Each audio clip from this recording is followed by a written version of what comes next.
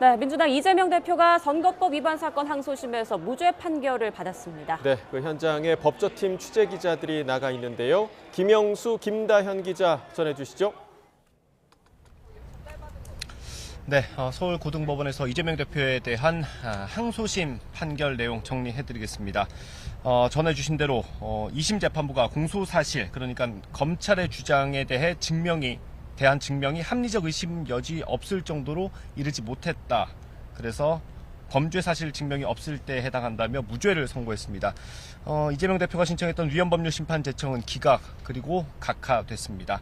이재명 대표가 조금 전에 이제 법원 청사를 빠져나왔고요. 앞서 들으신 대로 여러 얘기를 했습니다. 그 내용을 좀 김다현 기자가 좀 정리해 주시겠습니까? 네. 이 대표는 이 당연한 일들을 이끌어내는데 이렇게 많은 에너지가 사용돼 참으로 황당하다는 생각이 든다고 말을 했습니다. 또 검찰이 이재명을 잡기 위해서 증거를 조작하고 사건을 조작해왔던 그 역량을 우리 산불 예방이나 국민의 삶을 개선하는 데 썼다면 얼마나 좋았겠습니까? 이렇게 이야기했습니다. 이후에도 취재진의 질문이 이어졌지만 이 대표는 답하지 않고 차량에 탑승했습니다. 네, 이재명 대표에 대한 항소심 선고는 오늘 오후 2시 조금 넘겨서 시작됐습니다. 원래 2시에 시작하는 걸로 예정이 돼 있었는데 보안이 강화되면서 방청객들의 입장이 조금 지연되는 상황이 있었습니다. 선고는 3시 40분쯤 마무리됐습니다. 그러니까 1시간 40분 정도 이어진 건데요. 당초에는 1시간 정도면 끝날 걸로 예상이 됐는데 생각보다는 조금 길어졌습니다. 재판부가 이 선고를 어떻게 했냐면 이 대표가 여러 인터뷰에서 했던 발언들을 유형별로 정리했고요. 각각의 발언들이 어떤 유형인지 정리하고 또 이 발언이 유죄인지 무죄인지 이렇게 각각 세부적으로 나눠서 설명을 했습니다. 그래서 조금 재판부가 설명하는 시간이 길었습니다. 지금부터는 2심 재판부의 판단을 각각 좀 들여다보겠습니다. 쟁점별로 볼 텐데 일단 김문기 씨 관련 발언, 일단 사실관계부터 좀 정리해볼까요?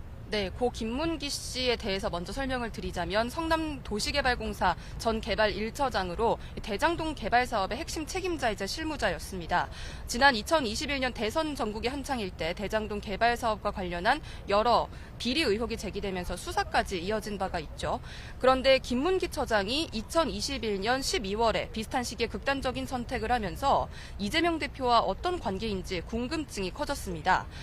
그래서 이 대표는 수차례 방송 인터뷰에서 이와 관련한 질문을 받았는데 성남시장 재직 때는 김 씨를 몰랐고 이후 경기도지사가 된 이후에 재판을 받으면서 알게 됐다라는 취지로 설명을 했습니다.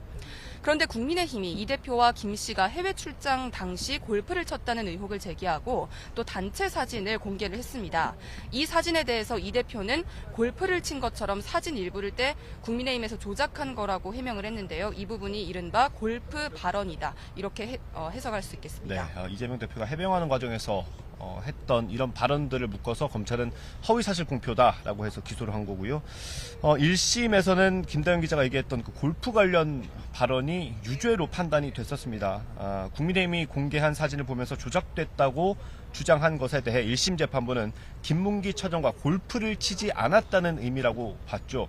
그런데 2심 재판부는 이 판단을 뒤집었습니다. 2심 재판부는 이 발언만으로 골프를 안 쳤다고 말한 걸로 해석할 수 없다면서 허위성을 인정하는 것도 어렵다고 밝혔습니다. 그러면서 이 발언이 검사의 주장처럼 해석될 여지가 있더라도 다른 의미로도 해석될 수 있다라고 봤습니다. 합리적인 해석 없이 공소사실에 부합하는 해석만 하면 선거운동의 자유가 반영되지 않고 의심될 때 피고인의 이익으로 하라는 원칙에 반한다고 설명하기도 했습니다.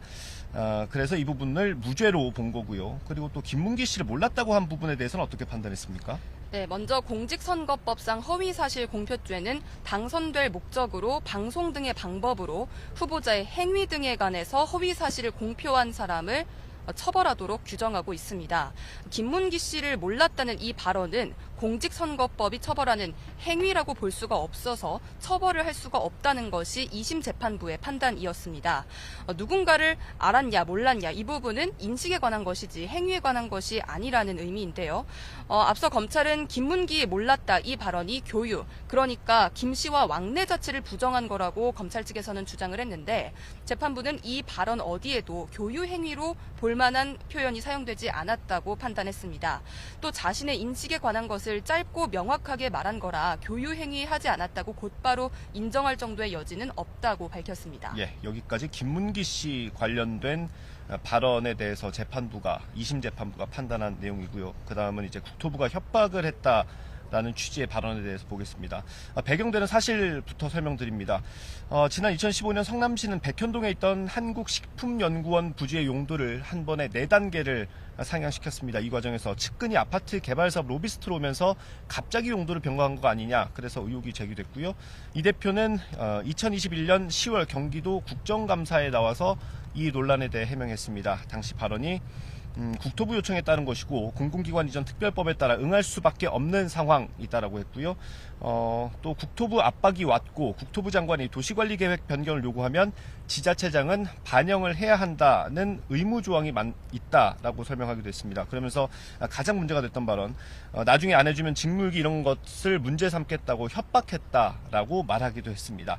이 발언에 대해서 1심 재판부, 2심 재판부 판단도 갈렸습니다. 어땠습니까, 김대기 기자? 네, 1심에서는 이 백현동 관련 부분에 대해서 전체적으로 유죄가 인정이 됐었는데 2심 재판부는 이 부분까지 무죄로 판단을 했습니다. 이 대표 측은 여러 표현이 과장됐을 수 있지만 허위는 아니라고 했고 또 사실이 아닌 의견이라고 주장을 했습니다. 1심에서는 이 주장을 받아들이지 않았는데 2심 재판부는 사실이 아니라 의견 표명이라는 이 대표 측의 주장을 받아들였습니다. 2심은 각 발언에 대한 허위 여부에 대해서도 판단을 했는데요. 먼저 국토부의 법률상 요구에 해당한다고 볼 수가 없고 의미로 용도 변경을 검토하고 변경했다고 보기도 어렵다고 밝혔습니다. 국토부가 협박했다고 한 발언에 대해서는 이 발언이 별개의 의미를 가지거나 선거인의 판단을 그르칠 중요한 부분이라고 볼 수 없다고 밝혔습니다. 또 성남시가 장기간 다각도로 압박을 받는 상황이라고 인정할 수가 있는 만큼 이 대표의 발언이 과장될 수는 있지만 허위로 보기 어렵다고 판단했는데 정리하자면 이 대표 측의 주장이 대부분 받아들여진 셈입니다. 네. 오늘 항소심 결과가 주목됐던 이유, 야당 대표이기도 하지만 이재명 대표가 유력한 대권 주자이기 때문이죠. 만약에 이 대표가 1심에서 선고받은 징역 1년, 집행유예 2년형이 확정됐다면 의원직 잃는 건 물론이고요.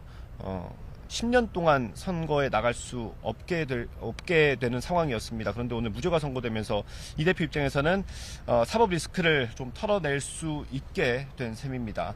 반대로 검찰 입장에서는 무리한 기소였다는 역풍 그리고 비판을 받을 수 있는 상황이고요. 물론 오늘 2심 선고가 마지막은 아닙니다. 아마도 검찰은 상고를 할 걸로 예상이 됩니다. 그러면 대법원의 판단을 받게 될 텐데 언제쯤으로 예상해 볼 수 있습니까? 네, 먼저 633 규정이라는 이야기가 최근 언론 보도 등을 통해서 많이 나오고 있습니다. 선거법 위반 사건의 경우 1심은 6개월, 그리고 2심과 3심은 전심 선고가 이루어진 후 각각 3개월 안에 처리해야 한다는 강행 규정이 있습니다. 공직선거법 270조에 나와 있고요. 원칙적으로 이대로는 이 조항을 따른다면 오늘부터 3개월 뒤인 6월 26일 안에는 대법원의 최종적인 결론이 나와야 합니다. 다만 이 부분이 지켜지지 않는다고 제재를 할 수 있는 방법이 마땅히 없기 때문에 훈시 규정, 그러니까 권고적 사항에 가깝다는 평가가 있습니다. 다만 조기 대선 가능성과 맞물려서 이것도 향후 논란이 될 가능성도 있겠고요. 만약에 현재 탄핵 심판 선고를 기다리고 있는 윤석열 대통령이 파면이 될 경우에는 60일 안에 조기 대선을 치러야 하는데요. 결국 이 대표의 형량이나 이 형이 확정되는 시점, 또 윤 대통령의 탄핵 심판 선고 시점이 복잡하게 얽힌 상황이라고 볼 수 있겠습니다. 네. 지금까지 서울고등법원에서 이재명 대표 항소심 선고 결과 정리해드렸고요. 상암동 스튜디오 나와주십시오.